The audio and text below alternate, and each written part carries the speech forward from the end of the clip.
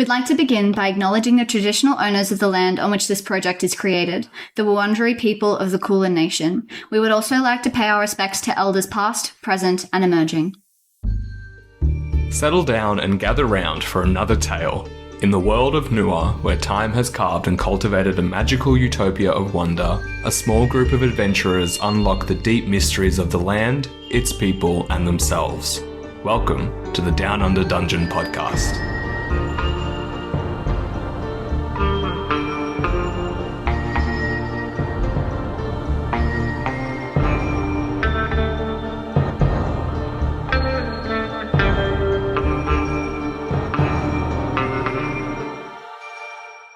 So, 3 months. A lot can change, a lot has changed. Scruff has settled within the Commons, and I trust them to bring him back out of his shell. I know he can do some real good there if he chooses. I hope he will. And for my Wellspringers, before we separated, we agreed to make our way to Feldspar, meet up, and plan our next moves. So, that's where I find myself heading. The Spire City is all the more intimidating in person. No wonder Lysandra appeared diminished from her time there at the Priory. This place has clear case, clear structures, and semi-order. The chaos at Laladrid must have been more disconcerting to her than I first imagined. I think I got mostly distracted by Feng's avoidance and chaos. But I can't fret for either of them anymore. Their paths are their own, and I trust them. And after seeing what I saw with Nanina, I think I have to find a way for the souls of the realm to finally rest peacefully. For Quig's sake, for Susanna, for everyone. And maybe myself too. These city streets are busy, bustling with people gathering around the docks and various new trendy vendors and food stalls. I think it's best to avoid the crowds for now and get an eye on where we're heading. The Great Monastery, Four Eyes Sanctum, and other important buildings tower in the upper echelon, much too grand for my tastes. I wonder how any joy or soul lives within their grey stone walls. Dipping down past shops and restaurants, there's nothing too out of the ordinary.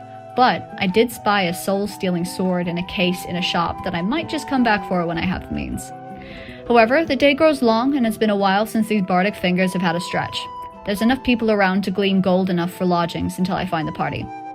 Within a few breaths and finger placements, a face full of Fearbulg, and quickly behind him a heavily accented chef, apparently the one responsible for the huge lines on the docks, and responsible for Feng?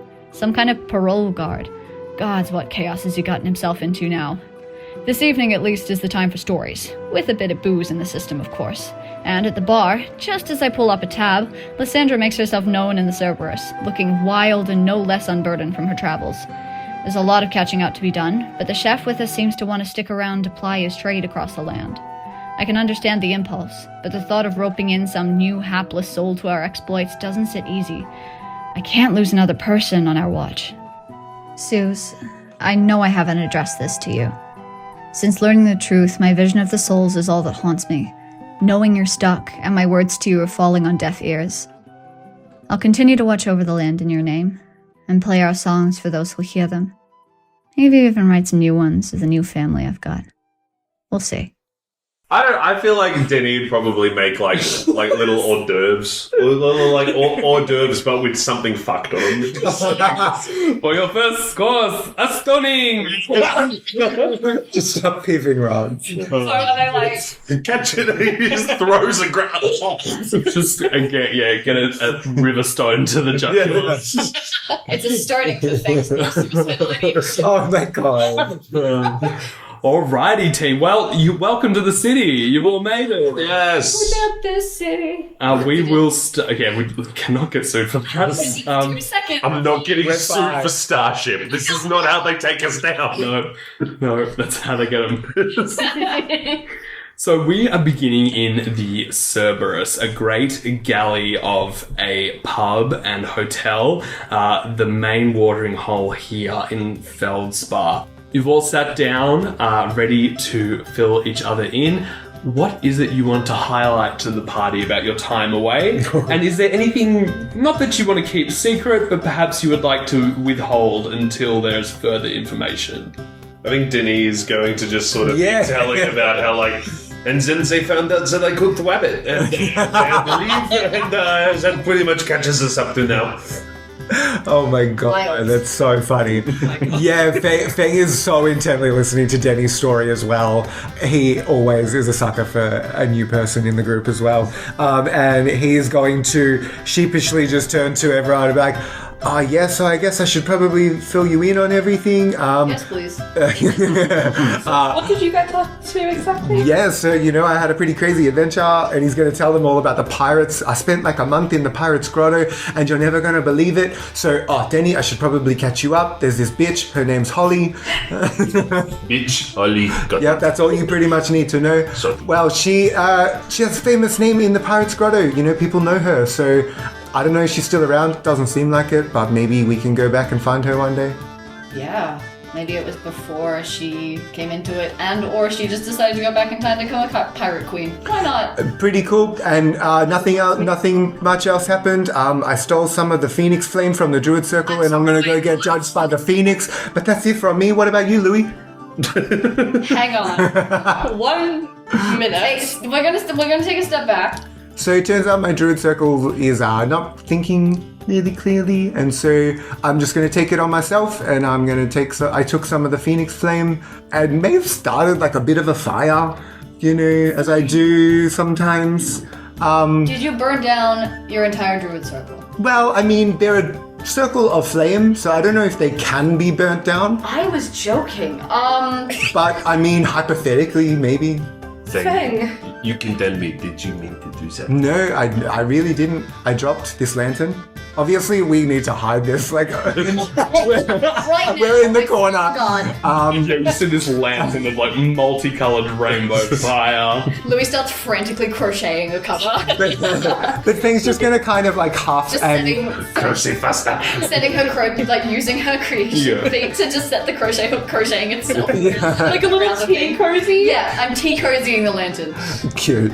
But Feng's also just gonna kind of half and like lay his staff down against the table, and he's gonna be like, but I don't know, I'm kind of just sick of being told what to do, and it changes every 5 minutes because they figure out something new, even though they probably should have figured it out 5 minutes ago. So why not just go to the source and find the Phoenix somewhere in the east, and I'll get judged by them.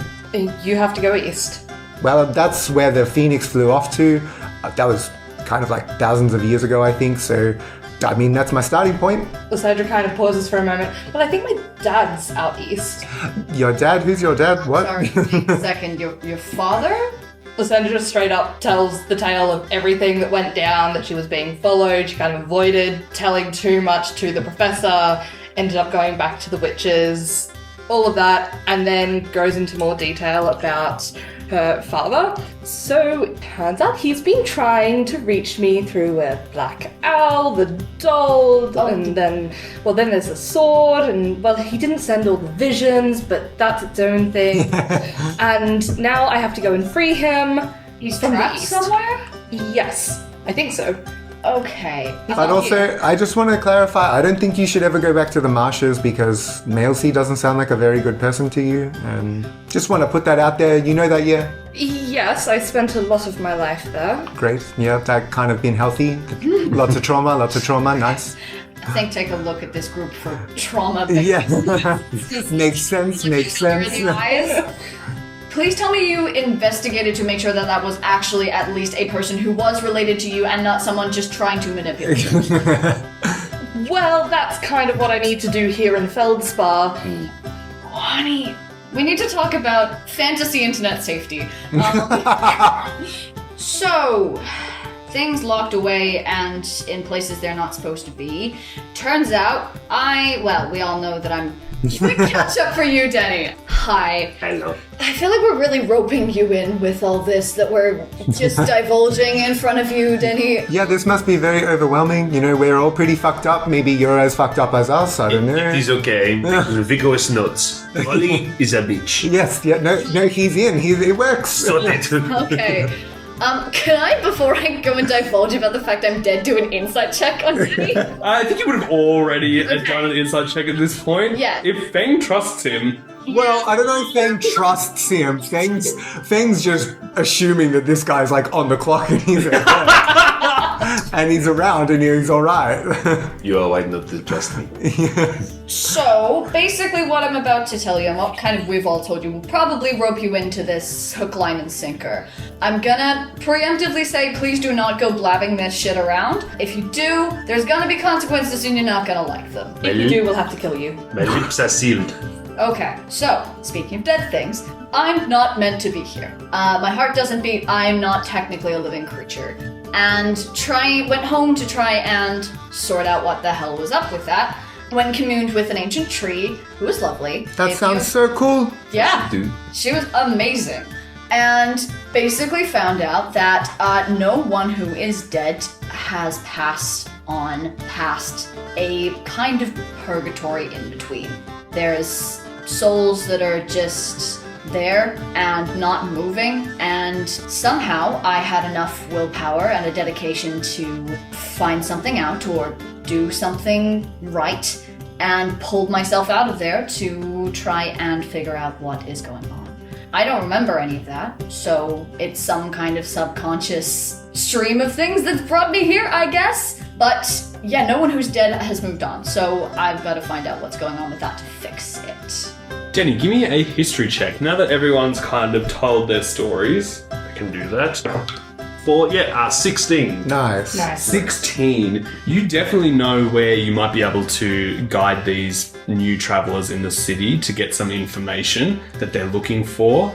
A few things do stick out in their tales to you, specifically Bientiorum and Quig and your connection there. This notion of going east titillates you almost because of the notion of the unknown and the plethora of ingredients that might be out there yet to be discovered and cooked and eaten.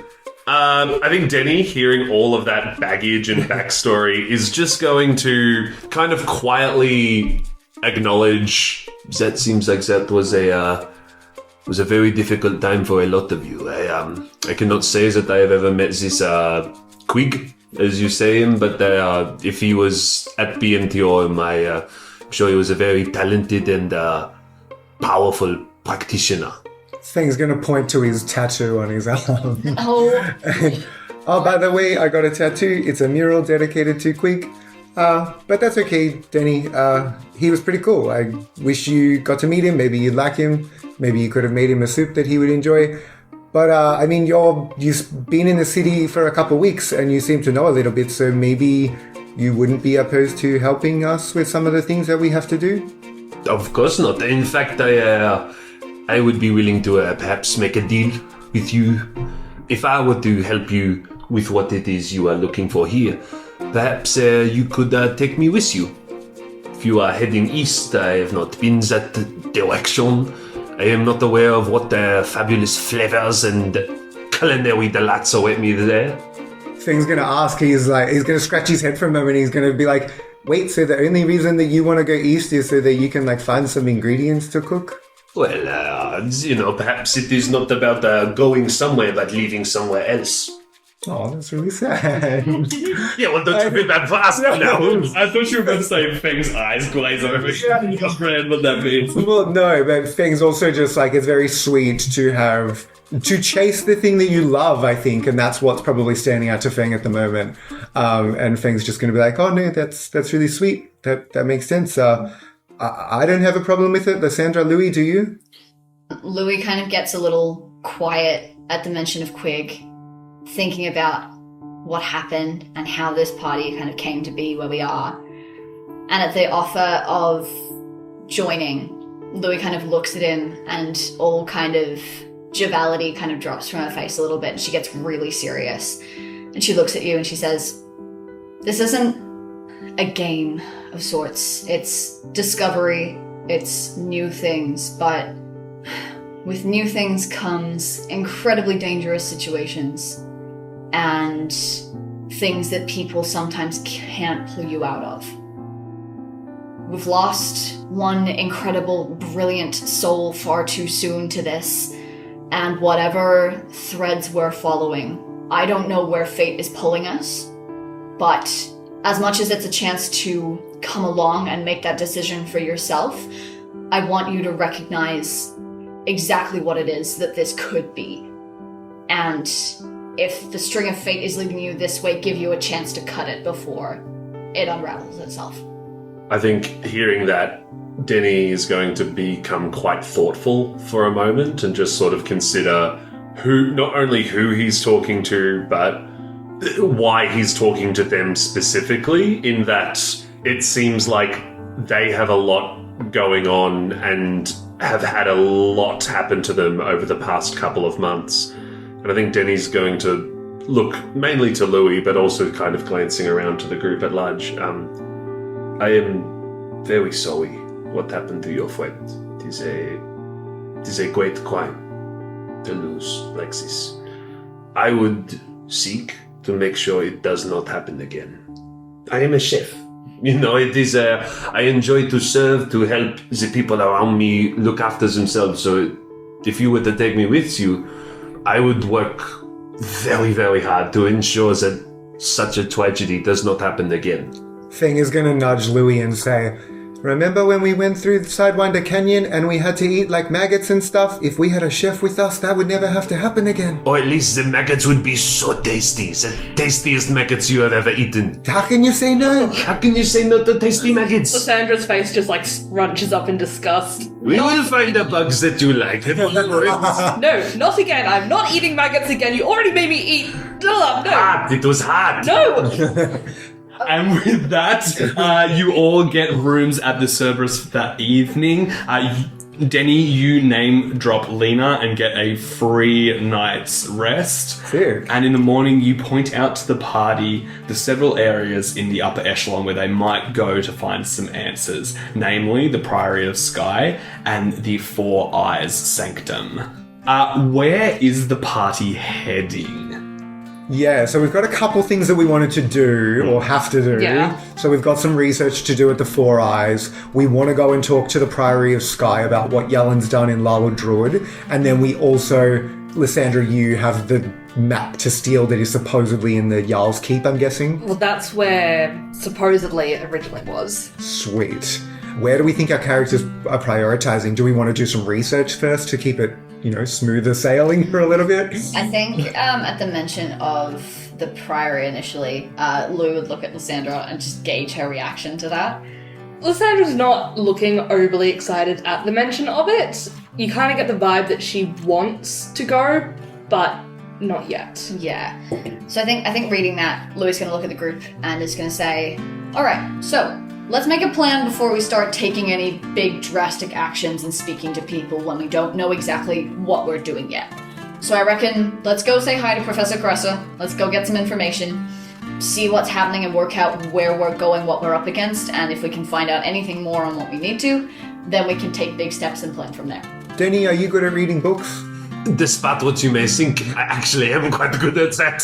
Yes. Oh, fantastic. Well, to be able to read and write recipes, that makes sense. Yes, not much practical application of these things, but I spent a lot of time at both BNTOM and Cape Wind doing a lot of study. So the library, I am at home. Sick, because we lost our book reader. Making your way up to the upper echelon, you pass the hole in the wall, your number one rival in town, Denny, and make your way to... You see it hasn't opened yet, it's pretty early in the morning still, but it will open later on. This week. You arrive outside the sanctum of the Independent Institute of Indifferent Information, also known as the Four Eyes. Everyone make a perception check for me. Ooh. Sweet. Yes, sir. Oh, we both rolled 6. Hey, snap. Did anyone roll below a 10? No. No. No. I mean, I rolled below a 10, but I get Yeah, but with modifiers. Yes. You all see in the plaza a modest stone building wreathed by 4 stone pillars, each topped with a great lidless iris, the symbol of the font of information in Nua. Descending the small stone steps into the building, you soon feel a cool sensation wash over you, similar to that in Miss Miranda's saloon. And before you behold a space so vast it could fit the entire spire of Feldspar inside. Columns and columns of bookcases, modelled from stone and several stories high, pack this space. They emanate an eerie presence, like sentinels of stored knowledge. As you make your way through, you see many students dart in whispered tones, scribbling notes and using niches carved into the stone of the bookcases to ascend and traverse the multitude of tomes and scrolls nestled there. Your footsteps echo through the aisles, reverberating into an almost rhythmic acoustics as you reach the centre of the vast sanctum. An octagonal desk is in the middle of the space, carved from ebony wood and overseen by the most ancient Erina, which is a bipedal hedgehog humanoid. Obsessed. The woman sports thick-rimmed glasses that seem to bug her pupils slightly. Her bark brown fur has many patches of grey and even patches of missing fur, and several quills seem to have fallen out and have lodged themselves into her desk as she moves. The quills on the crown of her head are tipped with many different metals, as if wearing a boa of spiked glittering jewels, and upon her blouse she sports the name tag Mavis, Chief Librarian. As you approach, you see her muttering under her breath, palming through a massive leather-bound ledger where writing seems to appear as Mavis reads. Who is approaching? Can I quickly ask, is Cecilia with us? It's filled out. Yes, you would have. There is lots of people coming to Feldspar every day. There are definitely stables on the docks for people who are like tying up their sea kelpies and things like that. I just remembered I'm such a bad pedo. I forgot to. Yes, it will cost you a silver a day. Okay, that's fine. Cecilia's. Does she have anyone to play with though? Is there other animals there? Roll me a luck check. Okay. That's a 17. Oh. There has to be the best animals there because the dice said so. Yeah, you see Igor's bringing in a pretty big shipment and she has lots of friends to play with. Oh, no, what is that look on your face? So, what are we doing? Lysandra's going to approach Mavis. Hello there. Do you know where a certain Professor Caressa might be? You see Mavis adjusts her eyeglasses and peers down at you over the brim of the desk and says, what business do you have with Professor Caressa? Well, we all worked for her up in La Ladrud, and I travelled with her most of the way to Feldspar, and I wanted to check in with her, see how she was doing. I also have a few questions I need answered. You see Mavis looks at you and says, well, isn't that convenient? La Ladrud, you said, on an expedition? Well, funnily you mentioned that, but the professor is with the Jarl right now giving her debrief on that. And now you walk in off the street and ask to see her. Yes, well, when might she return? She's going to roll an insight check on you, Lysandra. It's an 8 on the dice. Oh. I'm not sure when the professor returns. Our academics here have quite a long leash, just so we can glean the best out of them. And I'm not aware of Professor Cressa's movements. All she informed us was that she would be at the High Keep. I have not seen her since. It was a couple of days ago. But if you are looking for anything general, this, and she gestures to the huge room around her, this is the General Archive. This is made up largely of copies, duplicates of original texts, and is open to perusal for the public. You can find anything you'd like by asking me, and I can direct you. Thank you so much for that.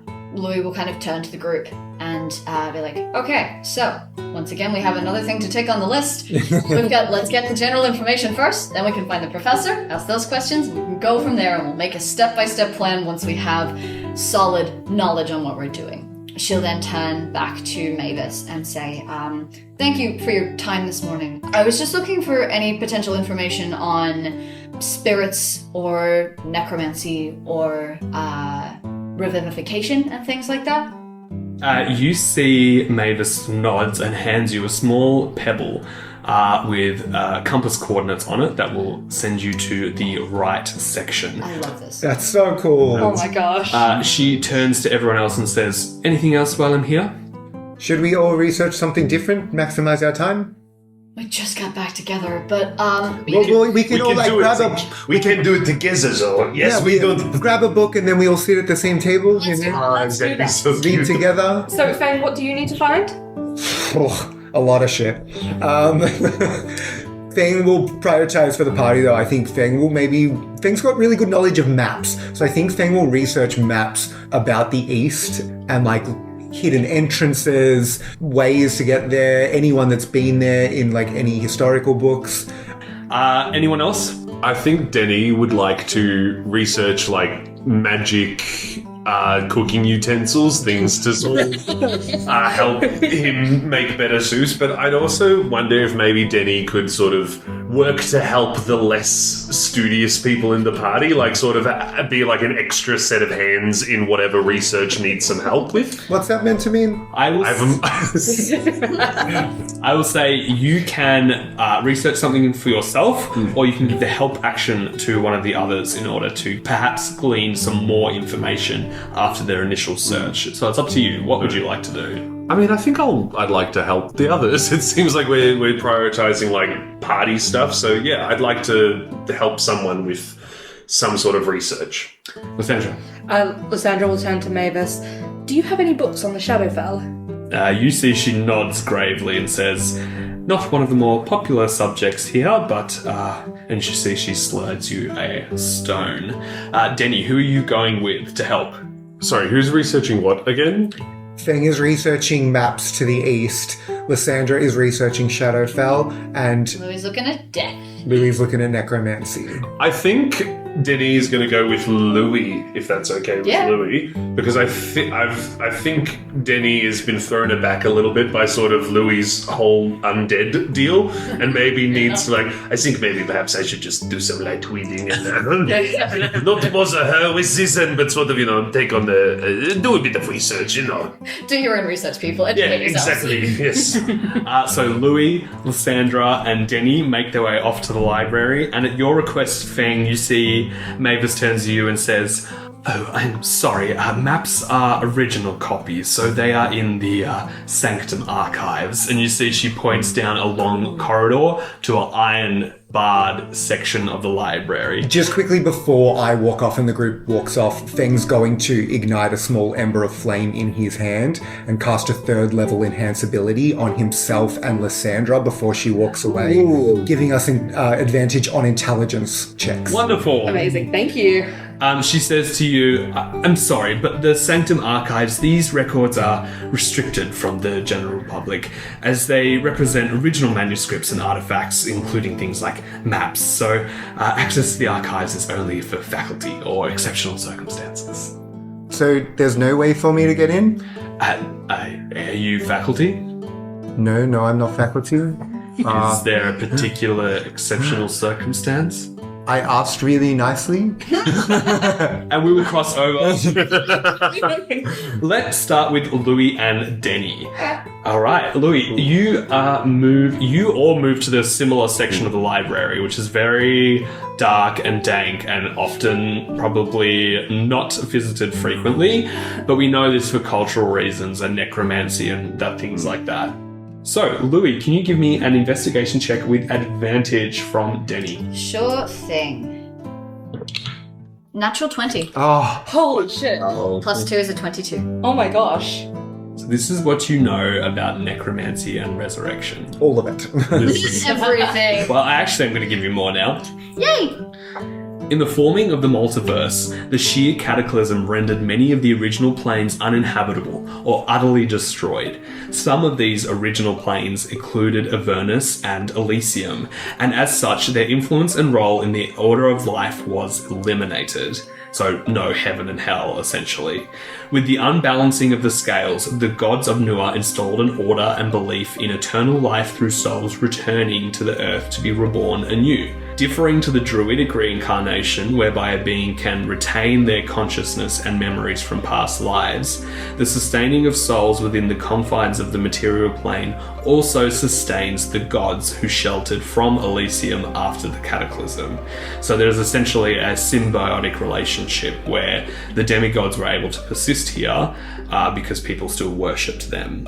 Necromancy is considered an affront and is forbidden by the Concord Dawn as a violation against one of the natural laws of magic and cycle of existence.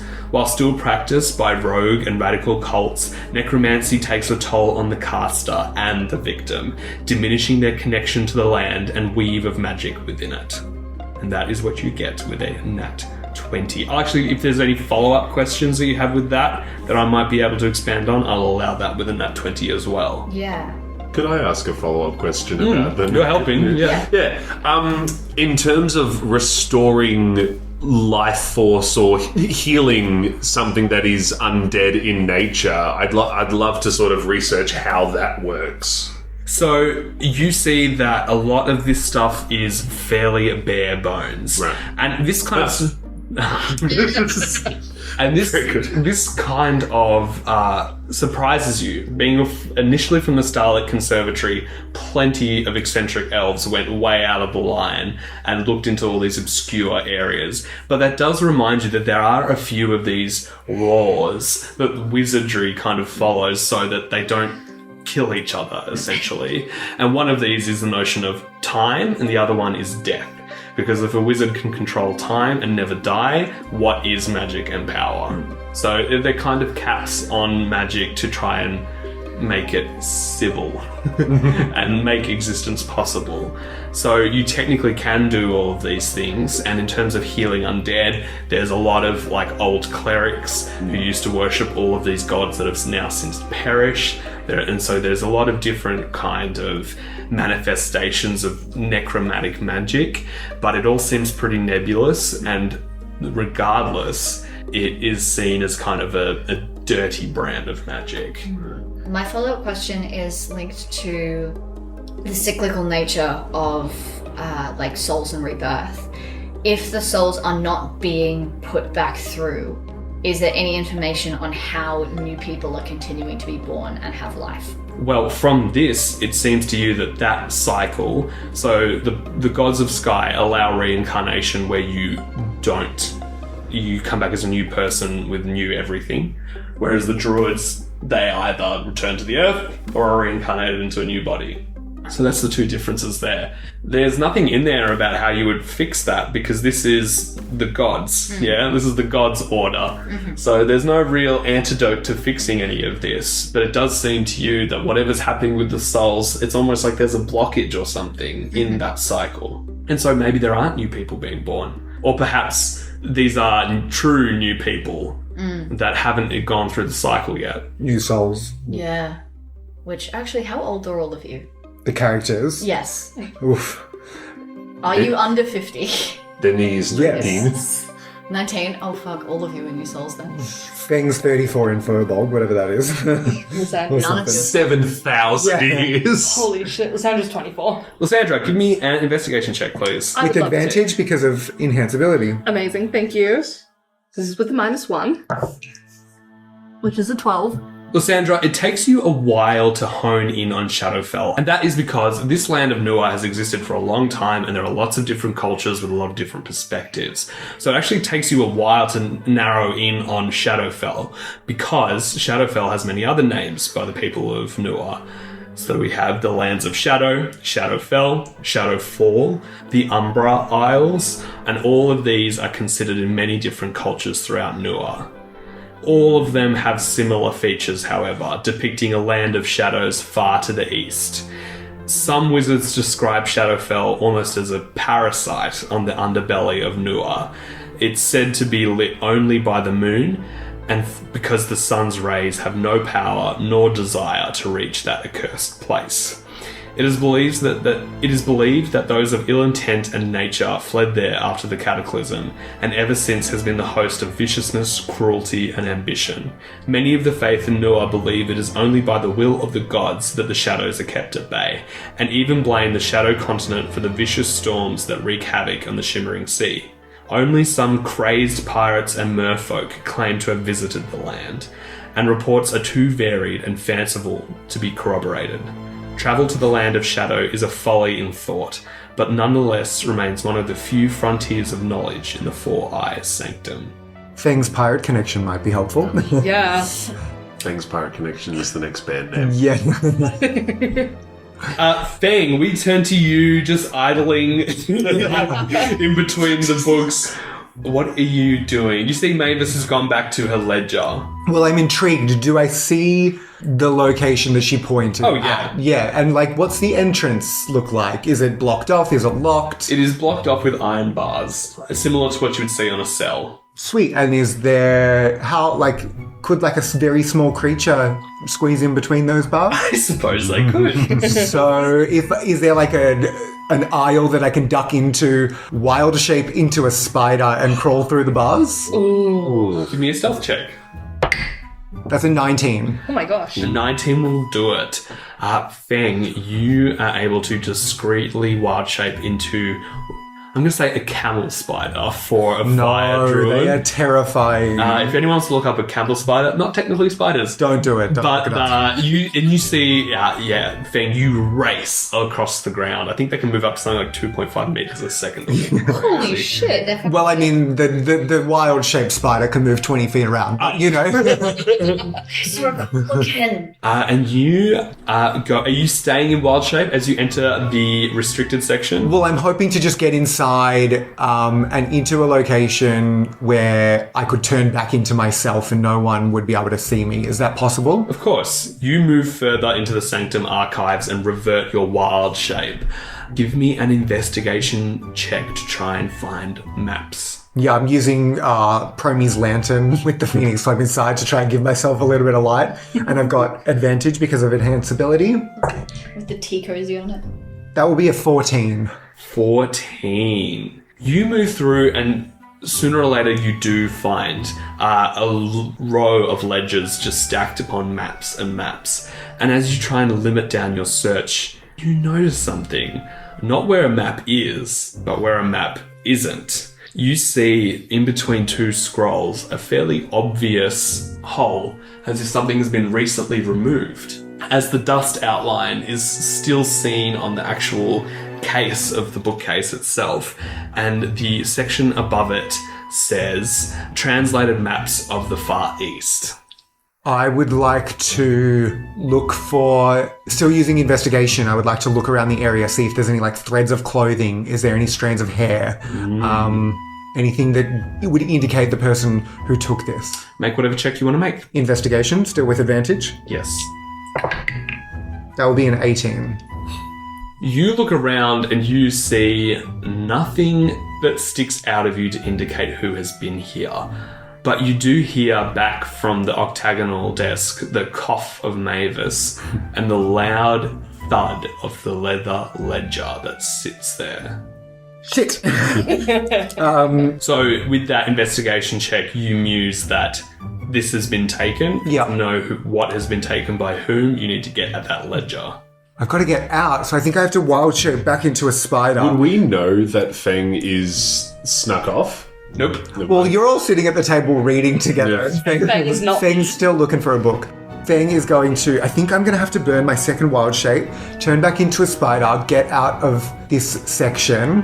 Feng is going to use his Furbolg ability, Hidden Step, turn invisible. And he's invisible for 6 seconds, and he is going to try and, in that time, look at the ledger to see if he can find anything. 6 seconds. Oh my god. I have advantage on intelligence checks at this time, so can I roll flat? Yes. You can say no. I'm just asking. Yes. You can roll flat. Investigation. This is a DC 15 Arcana check. Oh, Arcana. Okay. No, I've still got a -1 to that. Come on, Feng. That's a 15. Oh my god. This is very quick here. I'm now going to need... Okay, no, that's fine. I'm not going to punish you for that. So you're allowed to... what are you thinking about as you open the ledger? Feng is looking specifically in the name category, I'm assuming the name column, for what he just saw, which was the maps to the east. You see the ledger flips erratically to a page a couple of days beforehand, and you see under the only checkout of maps, you see the title. Translated Map of Far Eastern Moorish Migration, brackets, a study in ocean currents and opportunistic aquatic travel. Next to it, in the column, it says, On loan by the Mother Superior Gunnar Maud. That sounds scary. And because it's only 6 seconds, Mavis does catch you with your nose in the ledger and turns around and says, "Oi! Oh, I'm so sorry. Pause off!" And I need you to make a dexterity saving throw. 18. 18. You duck as a spray of quills just miss your hand as she shoos you away from the register. Feng's gonna sheepishly run over to the table where everyone's reading and go, "Yep, did anyone find anything interesting? I did nothing, I promise." What did you get up to? No, we'll talk about it outside of here. Yes, got some things we can work with. And you all quickly scurry from the Four Eyes Sanctum. You meet in the plaza again on the outside. I would say you've spent most of the morning researching. So what are you going to do now? What do we know about this Mother Superior? Is she the Jarl of the city, or is she... Once you relay the information, Lysandra explains to you that the Mother Superior is the most senior clergyman in the Priory of Skye. Okay. Essentially their pope. Yeah. And they live here in Feldspar in the Great Monastery. So Feng will turn to the rest of the party and he'll say, "Well, it doesn't seem like that we'll be able to talk to Carissa anytime soon because, she hasn't been seen for a couple days. So do we want to go to the monastery now and try?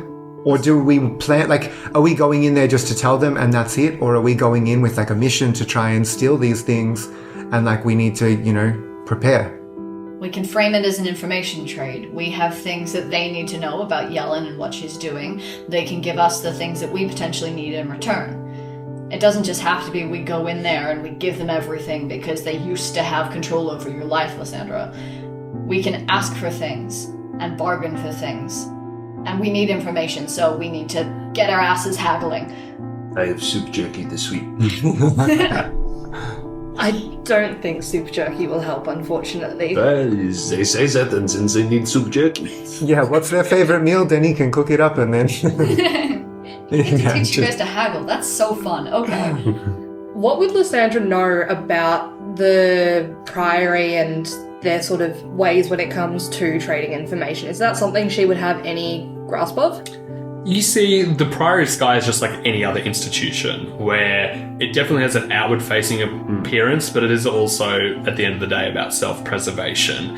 Any information that you would give, if you were a member of a church, they would probably look down on you at kind of ransoming information that would benefit the church.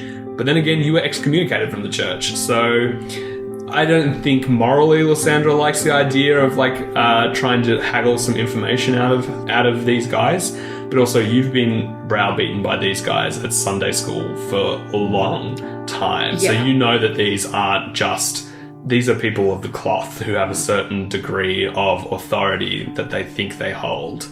And so, yes, maybe perhaps going in and talking is a good idea, but maybe a contingency wouldn't hurt either. Knowing that, she's going to turn to Feng. So, if we can't talk our way through it, what is the plan? Because I really don't like the idea of just stealing it straight out from under their noses. Feng's just going to look at the rest of the party and is going to say, "I don't know, I kind of just feel like if we're making a stand here, if we're trying to save Laludrud and we're trying to, stop Yellen and we're trying to do all these things, we're going to have to do something risky at some point. We're going to have to make a stand and we're going to have to do something that is going to piss a powerful group off. Because if we're not doing that, then we're not really standing for anything. So we kind of have to ask ourselves if now's the time that we want to turn against the church or we want to try and rely on the church." It doesn't necessarily have to be either. It can just be an information exchange and we don't have any other connection with them because both sides of the deal have been fulfilled. It doesn't necessarily mean we're gonna have more people on our tail. It can just be an exchange. And then what happens if we walk in there and then they close the doors behind us and we have no way out? What's our contingency plan? I don't know, you know it best. Any secret passages or weaknesses they might have? Things we can exploit? Would Lysandra know that? You know that there are 5 gods and there are 5 buildings attached to the main monastery. It's not really a secretive place. Yeah. It's pretty open. So, in terms of, there might be some secret passageways, but it wouldn't really help you. Yeah. Would Denis have had any dealings with these guys? Yes. Yeah. Probably not the higher members, but definitely the lower members. People So who the- are on the streets and stuff. The deacons, the anchorites, yes. These are essentially members of the Priory of Skye that proselytize and, talk to the masses. The Council of Skye, which is made up of the leaders of each of the religion, that is pretty senior in the church, and the only person senior to them is the Mother Superior. I'm not sure what Denis' relationship is to religion or institutionalized religion, but they seem pretty benign, but then also, if you're not about that, you wouldn't be gravitationally pulled towards them. I mean, I do not know these people. My religion is my food. But I think you may have been onto something, Louis. We do not have to necessarily be with them or against them. In fact, perhaps we could make them work for us if we are trading them information. Our contingency could be merely that they do not have the information yet. Okay, and like Feng said, if they shut the door behind us and we're trapped, how do we get out? Do we just run? Do we climb the walls? If we What have do we not do? told them the information, they cannot kill us. Because then the information is gone too. Well, not necessarily. Like, what if the church is in with Yellen on this and we're just walking in? We have no way of knowing that they're against Yellen. They might have sent her to do this on purpose. Well, I have a couple of connections, people I studied with. We could maybe go and talk to them, see what they know, if there's been any rumors of sorts before we go and talk to the mother. Yeah, I'm for sure happy to walk in there if that's what everyone wants to do. I just want to make sure it's the right thing to do. From the sounds of it, I don't know if we have a choice if we need this map. And I'm willing to risk that. I agree. There are 5 gods worshipped by the Priory of Skye. Castar, the god of lightning and navigation, Persephone, the lady of rain, Avatus, lord of the sea and tides, Kufta, the minstrel of wind and communication, and Zerai, the sun god. The Priory is guided by the hand of the Mother Superior, the leader of the faith and conduit to all 5 gods. The current Mother Superior, Gunnar Maud, is advised by a high council of high priests and priestesses and clerics to each of the denominations. The wisdom of the council is informed by the deacons, scholars and teachers of each of the individual faith. The majority of the busy work and day-to-day operations are overseen by the anchorites and general clergy. You remember back to the Archonites in La Ludrud, that was a play on the Priory, so they were against the religion and the order of the gods, so they called themselves the Archonites rather than the Anchorites. So are you now legitimizing us stumbling over the word for so long? Yes. There is now both groups. Correct. Yep, let's do that. The Great Monastery rests on the northeastern side of the upper echelon, one of the oldest buildings in Feldspar. The monastery represents the heart of the religion of the Priory of Skye. An enormous pentagonal building of white marble juts into the sky defiantly, topped with a gilded dome of gold bedecked in the Priory sigil. Each side of the building, corresponding to each god of the faith, has smaller connected convent buildings and chapels for each specific denomination. Grand steps lead up to the entrance, where stone carvings of the Pantheon cast judgment on all those that enter. Inside, the pentagonal room hosts in each corner a great stone statue of Castar, resembling a white thunderbird, Avatus, an enormous triton with the head of a great fish, Persephone, a maiden with long hair and a silver circlet, and Zerai, a 6-legged jaguar with humanoid eyes. There's also Kufta, who is a horned minstrel with a lyre and long angular wings. From each figure, a golden line traces to the centre, meeting at a raised circular dais in the centre of the space. From behind the statues and framing the tip of the pentagon is an enormous stained glass window, a coloured portal framing the sun as it begins its journey across the sky, beaming light and colour into the pure white space and sanctifying the very air. As you approach, give me a perception check, and anyone let me know if you get above a 15. I get a 16. 17. 19. Feng got a dirty 20. You notice, Lysandra, as you enter, the familiar face of Deacon Charity. She is a masked owlin, an acolyte and researcher into Kufta, the minstrel of wind. You see that she kind of smiles and beckons you over, but she's not talking. And it's because her and a bunch of other deacons are listening to what's happening on the dais. You see the Mother Superior, Gunnar Maud, standing in the center of the dais along with 3 other high priests of the Council of Sky. You recognize your own preceptor, Anton Cloud Cleaver. You see he is this massive pale half-orc, a paladin and high priest to Kastar. He sports this huge warhammer across his back. He's about 7.5 foot tall. You also know that he is captain of the Holy Knights, which is the militant protective arm of the order. Yep. You see he is looking down sternly at another burly yet wily minotaur. You know this to be High Priest Grandak of Avartis. One of his horns is missing. He's got like shocking ginger orange fur. Ouch. And the third person you see... Sorry, that was a ginger dick. Is High Priest Pintel, who is this incredibly handsome, middle-aged halfling with a short salt and pepper beard and green eyes. His feet are really well groomed and styled into patterns of like swirling like wind gusts and ornamented with little silver studs. And you know that he is the High Priest of Kufta, so the minstrel of wind. And So there's 2 of them that are the High Priest of Wind? Sorry. Grandak is the High Priest of Avartis. Yep. Pintel is the High Priest of Kufta. Yep. And Anton is the High Priest of Kastar. Oh, okay. Oh, yeah, Kifter. Charity was the deacon of yeah. Kufta. Lots of names. Lots of names. So many names, so many cool NPCs. I'm very excited. But you know that there are only 3 council members here when there should be 5. Yeah. As you walk in, you start to hear Lysandra, and you all hear this, but you can't really put names to voices, but Lysandra whispers to you as to who is speaking. You hear the grumbles of Anton Cloud Cleaver, who says, "We must act now, Your Eminence. Declare a crusade, and I will see Yellen supplanted and returned here for her crimes. Say the word." Pintel, the small halfling, says, "Look, the Priory hasn't committed a crusade in centuries. If we want her gone, the Mother Superior can have her excommunicated. We have processes for these." And you see Grandak shoves the halfling out of the sides and says, "I'm sorry, but are we perhaps concerned with a pail of water when the sea is lapping at our heels? Have we not considered that Yellen is truly ascendant and we have missed a sign? Are we to say that all those in Lal Uldrud who placed her there were false or misguided in finding their way?" You see Mother Superior Gunnar Maud is silent and just listening to all of this. What do you do? I don't want to do anything dumb. Could Denny be just trying to sort of very sneakily scope out where the map might be? Absolutely, Denny. Give me a stealth check.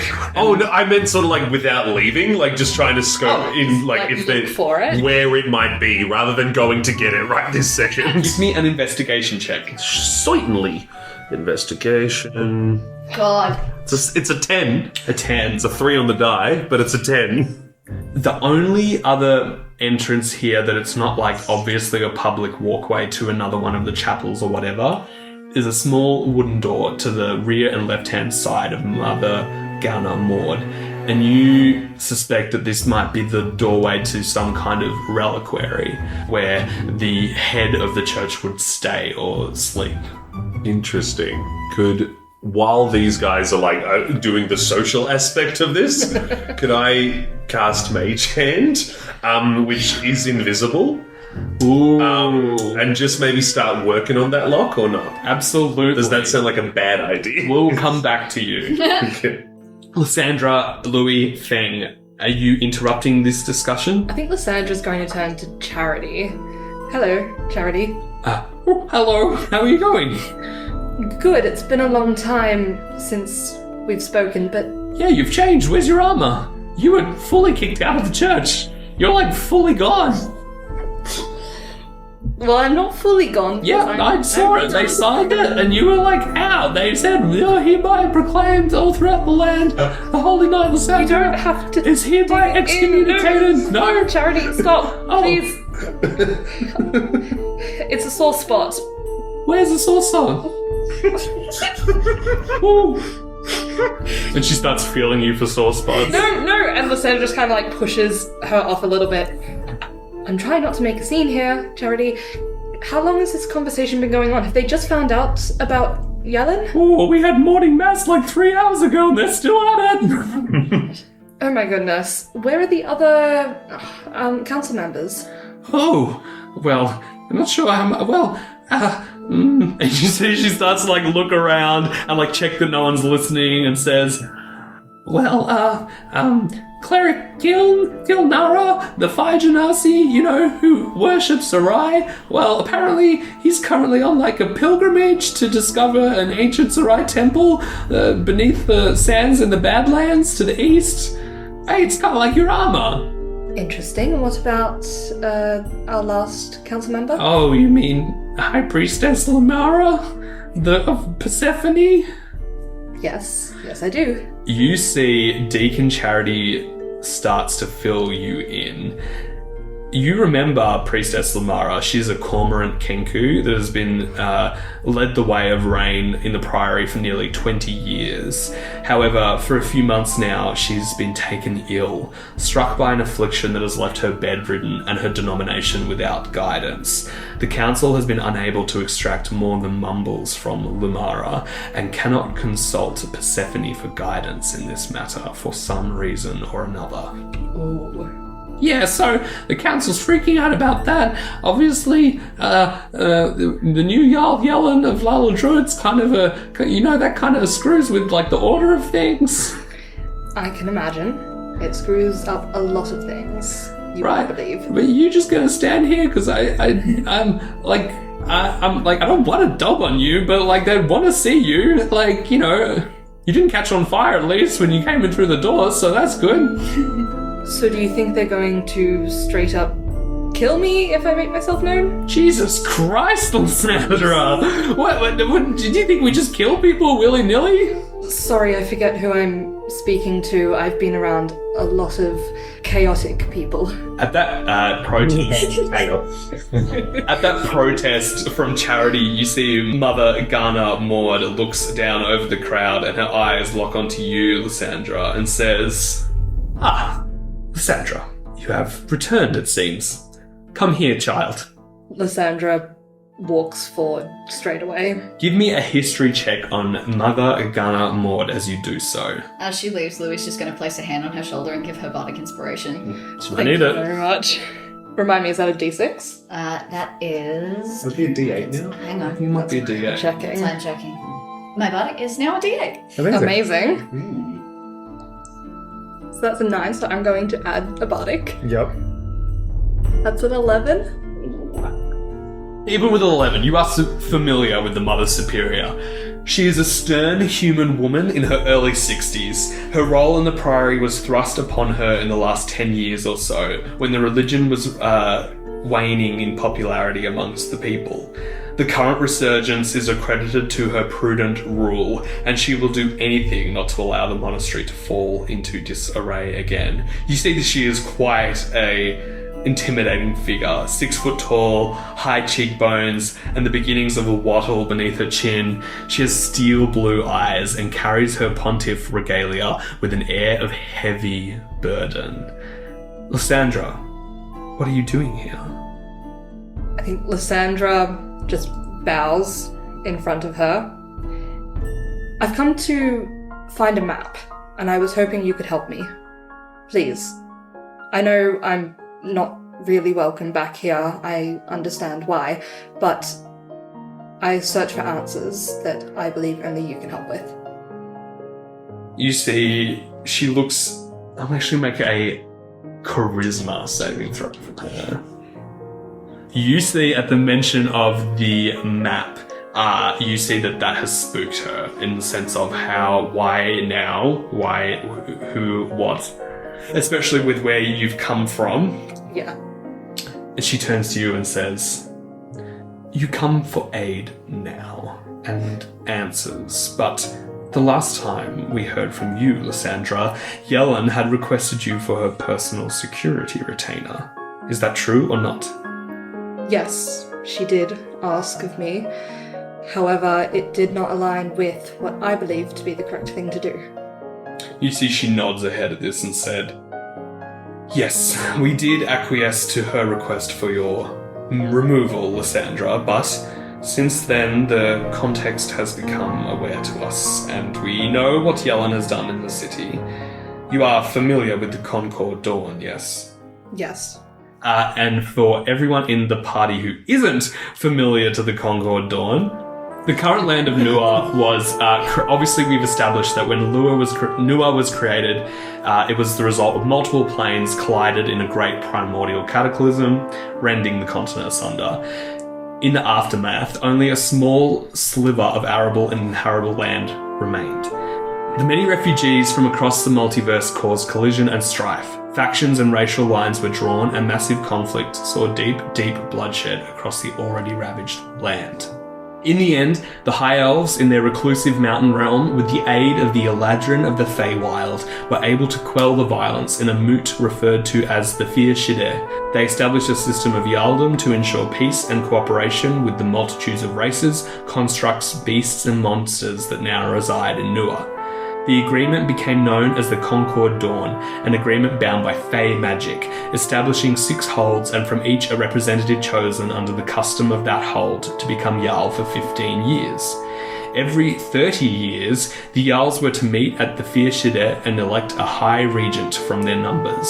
The Regent would lead the continent and cast the deciding vote on matters. The Concord Dawn also sets out many guiding principles, including the separation of religion from the Jarldom, as gods in the early days were seen as fanners of the strife that engulfed the continent. You also know that there is currently no High Regent. You know this as well, Denny, because the death of High King Aemon Gigglespring and the subsequent revolution in Cape Rin, that there is... You guys are laughing, but I've had this name for years in my notes. Like, I did not make this for you guys. This guy is awesome. It's just so funny that there was a revolution around this dude. Yes, and yeah. just at the center of it is Aemon Gigglespring. Yeah. I love it. Yeah, so there is currently no High Regent with the death of Aemon Gigglespring, which caused the revolution in Cape Rin, and because no Council of Fir Shide has been called, there is currently no High King. And so, especially with Yellen and everything that's going on there, this is what the Mother Superior is talking about how Yellen, being both a member of the Church and the Jarldom, really goes against the magic of the Concord Dawn. And so, as a party, we know that Yellen is a warlock now. She is no longer a cleric or a priest, right? Isn't that the information we came here to leverage? Yeah, that's the information that we know, but I'm double checking that is exactly like what we know. Yeah, okay, cool. I'm not going to spill it yet. It's too soon in the game. Fail like an inside check so they know you've got something. Denny, we will cross over to you. Oh, God. Oh, no. You cast your invisible mage hand, and the door is pushed open. It's not even locked. Not even locked. Oh, I've played this wrong then. My sort of idea was to be casting this. Don't mind me. Just there's nothing happening over there. I'm just the cook. You know. Don't worry about me. Just there. Just a little hobgoblin. You know, coming along fuzzy wide. Nothing to notice. Could I try and like? I don't have that good stealth. I mean, I have a good stealth. I'm wearing a bunch of pots and pans as armor, and it's not very stealthy. Clinking and clanking. Clinking and clanking. Can I see anything inside the door from where we are? The door is juicily ajar. Juicily ajar. Like it's almost beckoning you. No. I can't perceive anything on the other side of the door from here. Nope. Just do it, follow your gut. Yeah, fuck it. Alright, Denny's gonna try and sneak in. Give me a stealth check. Give me a stealth check. Given that the whole crowd is eyes fixed on Lysandra and Ganna Maud in this moment, you can roll with advantage. Oh, roll flat then. Oh, rip. But that's what I'm saying. Like, we'll talk about it later. Let's roll flat. Here we go. 22. Oh, Is that a crit? No. I just have +6 to stealth. Excellent. Lysandra, you see a beam of light from the stained glass window catches what you think is the handle of a pan to your left. Before you can turn to look, it's already disappeared as Denny makes his way Just like into the reliquary. And you address the mother about her concerns of the state of the realm and the Concord Dawn, with Yellen being where she is. Lysandra, I'm not going to pretend that we didn't make a mistake, and we clearly did. When was the last time you prayed? To Kastar, I mean. I'm going to be honest with you here. I don't know. I can't remember. My mind has been elsewhere. She's going to make a check on you. You see, she looks at you, and then looks to the other members of the council. Yes, Lysandra, I can tell something has changed in you, child. A presence. There is something attached to you, a pursuer, something that lingers, that was not there before, and it is definitely not the guiding light of Kastar. So, perhaps my offer for you to rejoin the Priory is misplaced. Lysandra pauses for quite a long amount of time, just thinking. Thank you, but even if it was an invitation back, I wouldn't take it, now knowing what I know and what I've experienced. However, I would like to be allies with the Priory, friends with the Priory, friends with you. After all, you've done so much for me in the past, and I've learnt so much from you, but I could never rejoin the ranks, so to say.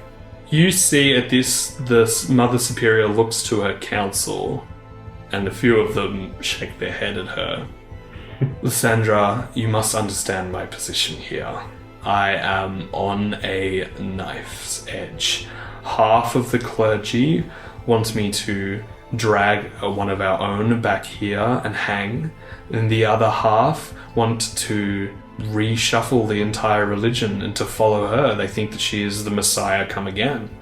I will not ally the church with your forces. Whatever it is that you command, I cannot risk it. You have clearly made your choice, and I appreciate that you will allow me and the Priory to make our choice in this.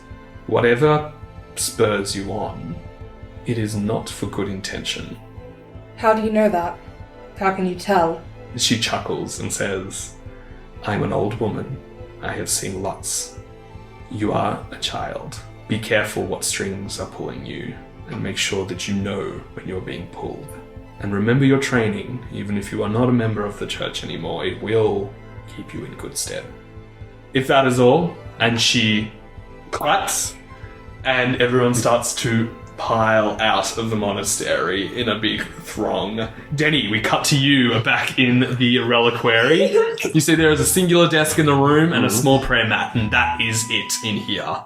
Nothing else. This is a very humble domicile. Oh. Sorry, single desk and a... Can I search the desk? You sure can. This, however, is locked. Okay, I've got thieves' tools. Can I try and unlock it? Make me a thieves' tool check. Absolutely. I don't think I add anything to this. Are you proficient with thieves' tools? Nah. Damn. There. 14 on the dice. Ooh, what do you add? What do I add? You're proficient. I'm not proficient. I'm not proficient in it. The DC is 15. You, Denny, start to hear footsteps approaching the reliquary. Roll again. Shit. What am I rolling here? Same thing. Oh, it's same. You're trying to desperately get it open. 12. You see there's someone just outside the door. I guess I try to hide. You see that the only places to hide in here is under the mat. So if you were to crawl under the mat, there is a window though. How far up's the window? Pretty high. Now. Just give me 1 second. Alright, I'm gonna jump out the window. Oh my god. Oh my gosh. I will allow you one more check, but you are not opening the window and jumping out. You are just putting yourself through the window. Yeah. Alright, once more I'll allow you to roll. Please. It's a 15 exactly. There we go. That is DC. Oh. You see, just as Mother Garner Maud pushes open the door, she sees this green and white patched goblin like elbow deep into the desk. She sees Denny tear this map out from the desk, toppling it over, and fully like arms to his side, just head first, bolts himself through the window. Oh my god. You take 10 points of slashing damage from the glass as you go through. That's fair enough. About, I want to say, 300 feet above the sea. Oh my god. Brilliant. I would love to cast Honeyed Landing, which is Featherfall, but cook based. Oh my god. You renamed your spells. Every single one except Grease. Because it's Greece. That one was fine. No work needed. You see Denny is just like streaming towards the water, very nonchalantly just like reaches into his pack and like opens a jar of honey and just piffs it to the water below him. With terminal velocity eventually catches up and the glass shatters on the surface of the water, and Denny smacks onto the surface tension, and almost like a trampoline it kind of envelops him in the water and then returns him on top, so he's kind of like, it almost looks like he's floating on a giant oil slick of honey just above the water. It's weirdly comforting, actually. Yeah. You should try it sometime. And you all make your way out of the Priory. Well done. That Well, three of us. That was very, very dicey there. Good work. Did we see, as she went into her room, any reaction or anything Yeah, to did we see whatever Denny happened? launch out the window? No, I think you were all walking around the safe side, unless you were specifically looking at Denny, and Denny also stealthed his way over there. So. Yeah, none of us saw it. Yeah, more a reaction from her rather than Oh, she reacted. something happened. Yeah, something happened. Denny, as you are sitting on the boardwalk, wringing the honey out of like your hair, like scraping it off, eventually the rest of the Wellspringers make their way down to you as you're like cleaning out a nose from honey. Feng is going to point out two things as they approach Denny. He's going to look at Lysandra and Louis and point towards Denny and say, you know, maybe he is a good fit. He wandered off on his own and no one had to prompt him. That's a pretty good fit for us. I don't know. I thought we were trying to do less of that. Yeah, but fuck it. We sometimes celebrate because we succeed. You know, you gotta risk it big. You gotta risk it big because otherwise Look, we can't win this battle. But aren't we trying to fix our mistakes? Well, I agree, but also I just kind of want to point out what she just said in that the church has never really had much to do with politics, but all because that they think that Yellen is the next coming of some fucking god, that they're going to be okay with her running Laladrud, and that it's going to be, and they're going to do nothing about it. Can't you see that these groups are just changing their priorities and morals based on what suits them best, based on what benefits them? Okay, Feng, calm down. No, because we have to stand up for something. We do, I understand that, but not all of them think that Yellen is going to be the next, I don't even know, I don't want to think about it, I hate her, but what if she has some bigger motive? If there's no one in charge of everything and she's now a Jarl, does she want more? Louis says as we're kind of like walking down towards Denny. Of course she does. That's how power works. Those that have it want more. Those that don't always crave it. Those that get it abuse it. Especially those with that kind of affiliation. She is hungry for everything that she can wring from this. And you appear to the toothy grin of Denny holding up the map in victory. I have the map. I have lots of honey, and I think I might have a restaurant. Yes, I might be in trouble. Lysandra's going to run straight up to Denny and snatch the map out to look at it. Lysandra, give me an investigation check. Amazing. Can I help with that? Yep. Absolutely. I'm Thank also you. going to put my hand on her shoulder and give her a bardic. Oh my gosh, I feel so loved. That's a D8. so sad. That's a bit better. That's a 15 with bardic inspiration. You open the map. This map is translated by the late Professor Bargdorf. Your names have been fucking ripper these last Value. Professor Bargdorf, who is the Professor Emeritus of Moorish Studies at the Four Eyes. It seems here that this map gives a topographical summary of Moorish migratory patterns east. It follows nearshore currents and the North Stream beneath Caer Frostia. It seems the merfolk were able to bypass much of the worst storms plaguing the Shimmering Sea and make it east to spawn. While from this map it appears the merfolk questioned never actually made it as far as Shadowfell, the indicators on the map extend further than the cloth allows. Interestingly, early spring was the time for this particular migration to take place. What season is it at the moment? It's winter currently, right? Okay. End of winter, start of spring. Okay. Yes. Oh Okay, shit, so now it's the perfect right timing. time to do it. After Lysandra has shown you all the map, Feng, you feel a sharp pain in the back of your leg, as if someone had just kicked it. Why? Who's kicking me now? Why does everyone always kicking me? Who is it? You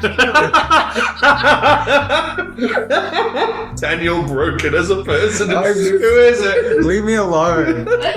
You turn around and see a dwarf called Grimdung. This is one of your drinking buddies back in the Kraken's grotto. I take it back. This very smelly dwarf. One eye is missing. And he is holding a scroll and is just like nudging you and being like, Yeah, hey, Grimdung, how'd you find me here? Why are you randomly walking at me with a scroll? you see, he like just Demon! he shoves the scroll in your hand and waves you off and is like, and turns around and starts wandering down the dock. Okay, good to see you too. Let's have a drink. He falls off the dock. That's Grimdung. There's some pretty grim tales there. I'll tell you later. Can I do a perception check to see if this dwarf has any teeth left? Yeah, go for it. Sweet. It's a 12 plus perception, so 19. 19. 19. He's got some teeth, but they aren't made of enamel. Okay. Feng, you open the tiny scroll and you see a short message there. Sniffing around my city? If you're not just here to window shop and something has taken your fancy, follow the drains from the market and I will see if you have metal worthy of my crew. B. Feng's gonna look at the rest of the group and say, well, last time we got one of these invitations, we got to go play some games, so anyone down for some potential games? I'm down for anything that involves following gathers. What type of games are we talking about? I don't know, this note seems pretty threatening. We do know that there's a thieves guild in the city, so it could be them. You see, Lysandra, that the scroll is sealed with black wax and has the insignia of a cat stamped upon it. And you know from living in Feldspar that the Thieves Guild is colloquially known as the Cat School. Ooh, okay. You know, now I'm looking at it more closely. I think this might be dangerous sorts of games, not exactly gambling, which I know you're really good at, Feng. Famously not, he loses at everything. But we could check it out and see if we can win, if it is a game. Does it sound like they're offering us a ship? Or... I don't know, it seems like they want people to join their crew. Yeah, by the looks of it, it looks like they want us to join, yes? Are Yeah. they offering passage? I mean, most of us have lost groups recently, so maybe we can become a part of a thieves guild and I don't know, that seems like a fun story. Well, I don't know about that. Is there any, thieves' canty stuff going on with this note? From you know Thieves Cant? Oh, of course, you're rogue. I always forget. You know. I also have proficiency with thieves' tools, apparently.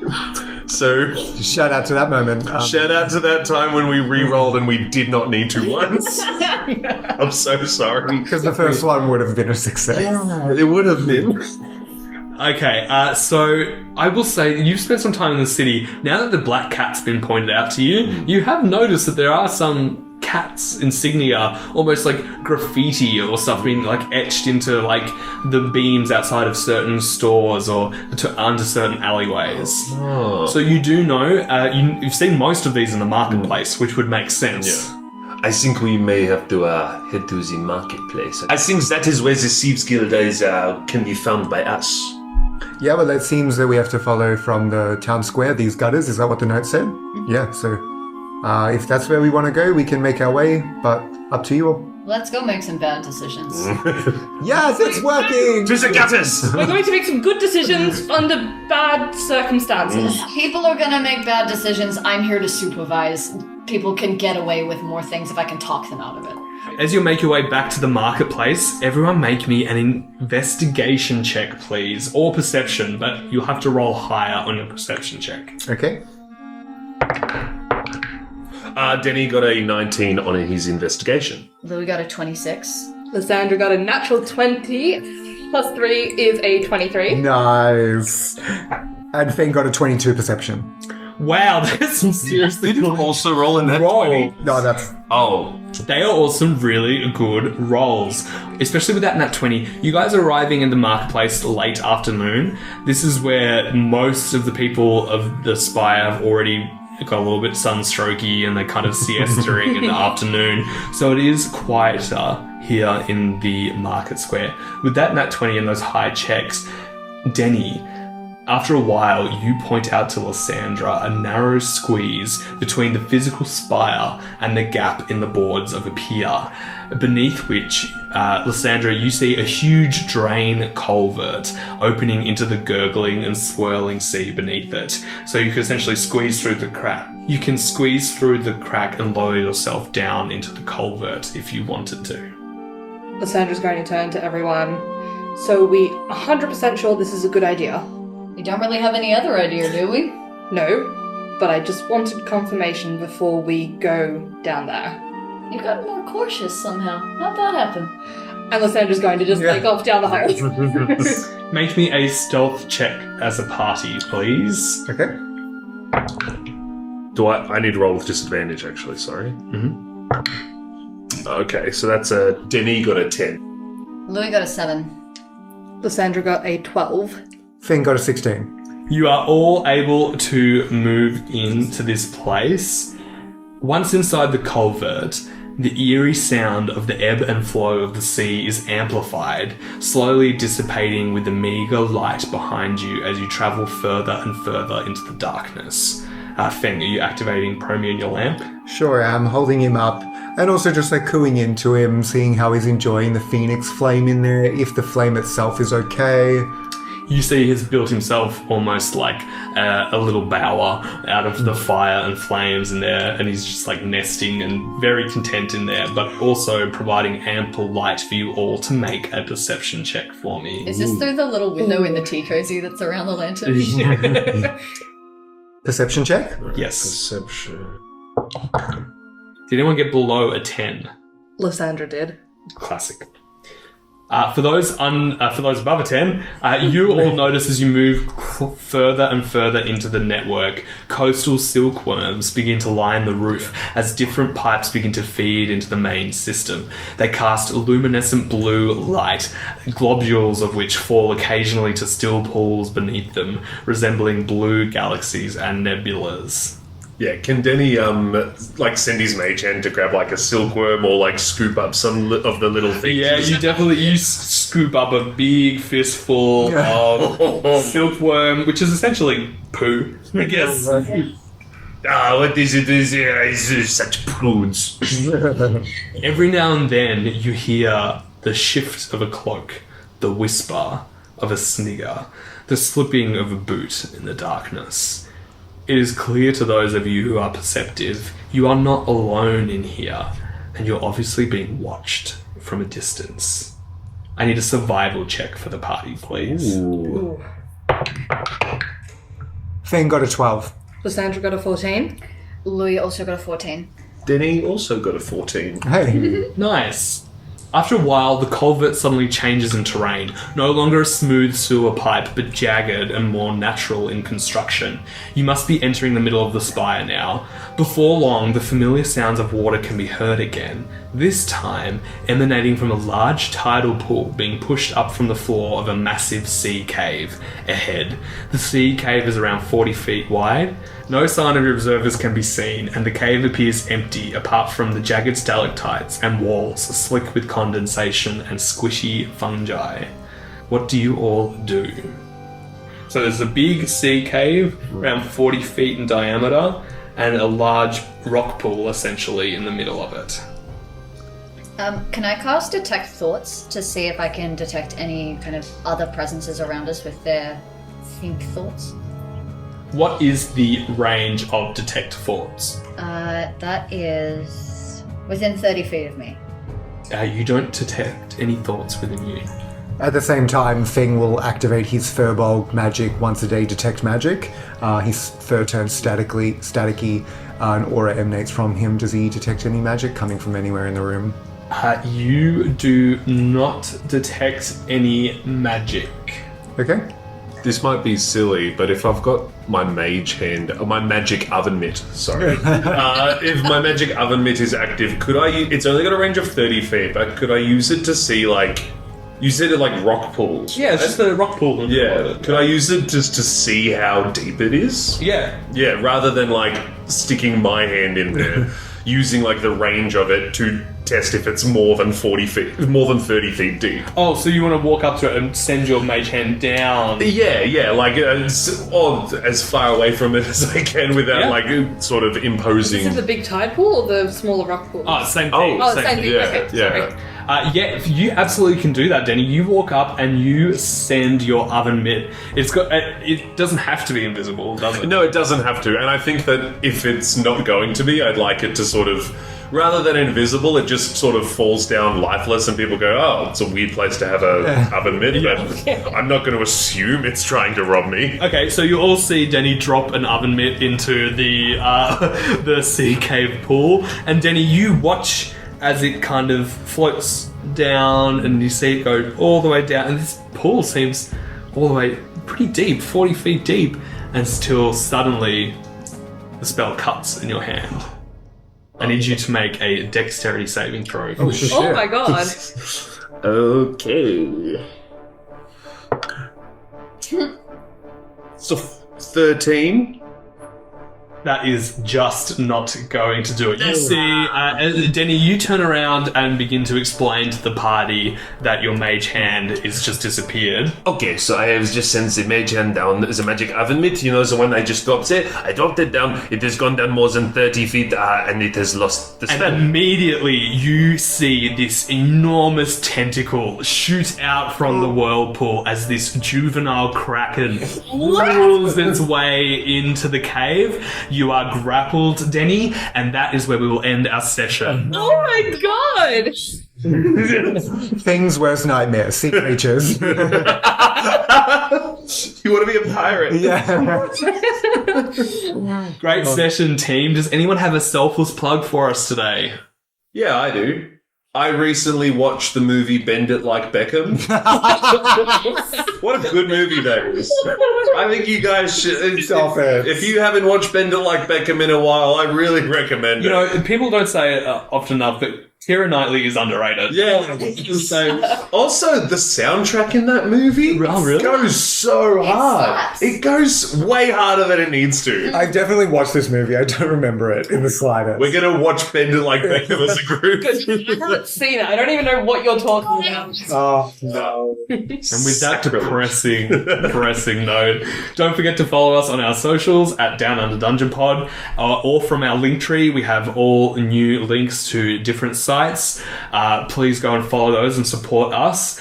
Also, send us or tag us in any of your fan art, and don't be afraid to drop a line at the downunderdungeonpod@gmail.com. Also, as always, give us a 5-star rating on both Apple Podcasts and Spotify, and we will see you all next week. See you there. Next week. Bye for now.